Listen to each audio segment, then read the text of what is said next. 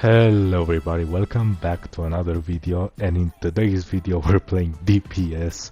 Not because I don't want to play support, but because the queue time for support is like 8 minutes.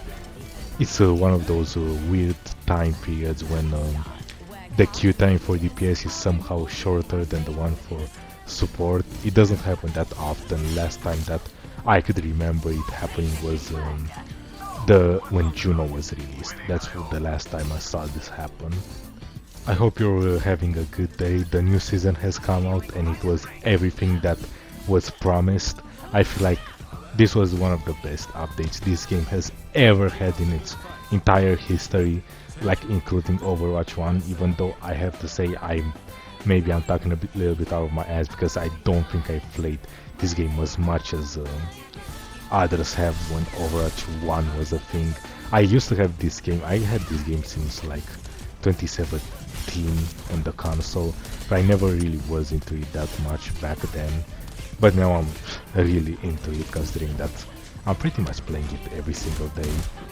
Well, I guess every other day, not every single day. I do have the obligation to touch grass once in a while. But again, the update was, in my opinion, magical. It might sound a little stupid, but I really do believe it when I say it. It was magical in a way because I feel like it returned lots of people to the time when everybody was stupid. Well, when nobody knew what the meta was, nobody really had any expectations.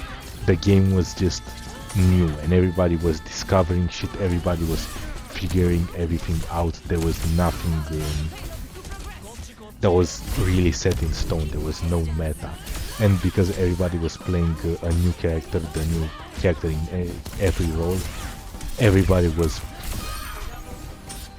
discovering, everybody was exploring and figuring shit out on their own. And I feel like there's something magical about that, being able to give an audience or a player base that feeling again. It's not something that's easy to do, and I think most people really like it. I feel like most people really appreciate it. Like, I remember when I was first playing the update, I remember thinking that Jetpack Cat seemed really, I don't want to say bad, but it wasn't as OP as I thought she would be.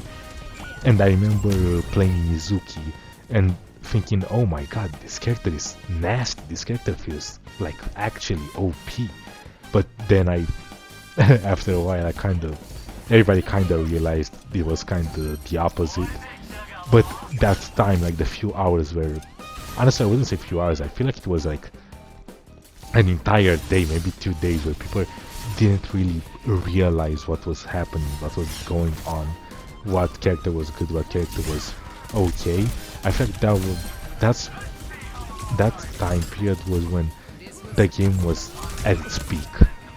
Like, that's when people have the most fun with the game, when they don't know what is going on, when everything is new, everyone's figuring shit out. But I'm repeating myself endlessly. I feel like every character they added is decent. I feel like even Mizuki, even though people they say he's kind of weak, I don't think he's bad enough that he's unplayable.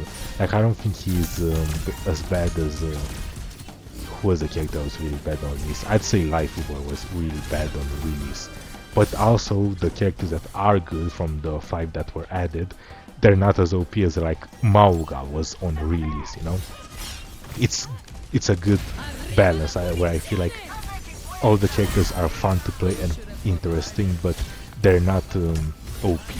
They're not broken, they're not bad, they're really decent.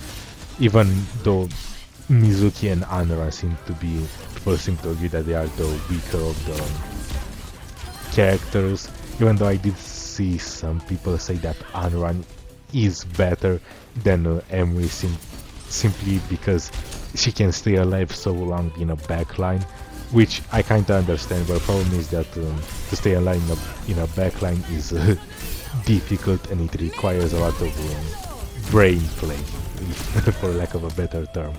It's something that I don't have. I can't, me personally, I can't make it work because I'm not good at getting value through anything that isn't like healing or doing damage. But yeah, I'm playing, as I said before, Vendetta. I did want to ask if any of you had this thing as well, where when a character comes out, usually you don't really feel the hype around it. You don't really like, aren't really eager to play it, but once people like get over the character, that's when you like want to play it as well. That's when the character seems really fun. Like, it was the same for me with Wu Yang. The season that Wu Yang came out, even though it seemed like a cool character to me, I didn't really play him that much. Because people were already trying to play him a lot, I was just not playing him. Because there was so much hype around it. And it's the same with Vendetta. Now that the season where Vendetta was the new character is done, I feel like I'm having a lot more fun playing her. Of course, it doesn't apply with this new season, because I did play the new characters when they came out this season, because you just, I don't know, I feel like it's a little bit lame to play the same characters you've played before when there are 5 new characters, like, and you have no excuses for not playing the new character, considering that there is no meta, there is nothing, you can just, I feel like it's just a little bit lame, you know, a little slave meta. You know, I noticed this, maybe some of you have noticed this as well, that there was a shift in how people perceive games in general, multiplayer games, where winning kind of became the priority. I don't want this to turn into like a, you know how people tend to complain about how gaming nowadays is all about winning, no one is in it to have fun anymore, blah blah blah. I feel like that's just, yeah, it happens, but I feel like you can still have fun in some games without winning, but the problem is that it's just not as much of a focus anymore. I feel like this phenomenon kind of started with Overwatch in 2016, but it didn't really bloom until Fortnite. I feel like Fortnite, that was when the really big shift happened, where people started caring about winning a lot more, like being good, winning a lot more than having fun. Well, and I don't think it's necessarily something negative. I do understand it, because at the end of the day, winning is fun. As much people might say that they prefer just having normal fun, that they don't need to win to have fun. You kind of do. No, people don't really have fun when they lose. At least not most people. But again, I feel like if you try, you can have fun in games without winning. And if you really don't like it, I feel like there are single player games that you can do it. You can have fun in without tryharding, without winning, then you're going to have so much more fun. Like, that's one thing that I always recommend. If you're just tired of games, just pick up random single player games, because oftentimes you're just burnt out if you're just not feeling gaming anymore unless you're winning. It's a really good balance if you can have like a single player game that you can go to after like playing multiplayer games, just to like relax, you know. But yeah, I just wanted to talk about the update and my thoughts on it. I did want to talk about the sub roles as well, but I'll keep that for another video, because I do have a lot to say about it. But yeah, thank you for watching this video. I hope to see you next time, and yeah, goodbye. See you next time.